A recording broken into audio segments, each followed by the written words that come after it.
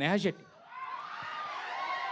యాక్చువల్గా మీరు ఇప్పుడు బుజ్జి అన్నా కూడా ఈ రాధిక అనే హ్యాంగ్ ఓవర్ పోవడానికి చాలా టైం పడుతుంది జనాల మైండ్లో నుంచి. ఒక రకంగా మీరు ఎప్పుడు చూసినా మీ ఒరిజినల్ పేరు కూడా రాధిక అనే ఫీల్ అయ్యేంత రేంజ్లో మీరు హిట్ అయ్యారు కదా.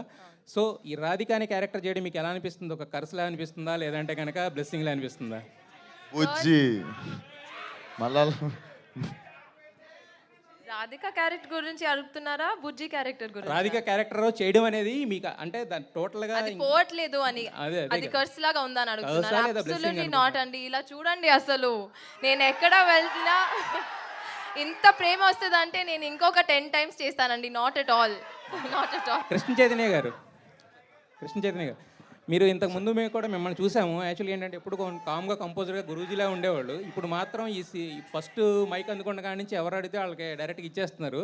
అంటే విశ్వక్తో ట్రావెల్ చేసిన ఇదా అంటే 6 నెలల సహవాసం చేస్తా అంటారు మీరు. 1 year అంత లేదు, నాకంటే మొదలు నేను మీలాగే మోసపోయా. నేనేం నేర్పియక్కర్లే అక్కడ. సర్కస్ పంటర్ లేదు సార్, అంటే బయట కొంచెం ఇబ్బంది అంతే. ఈ మైకులు పట్టుకుని మాట్లాడడం కొంచెం ఇబ్బంది, భయం తప్ప బయట మామూలుగానే మాట్లాడతాను.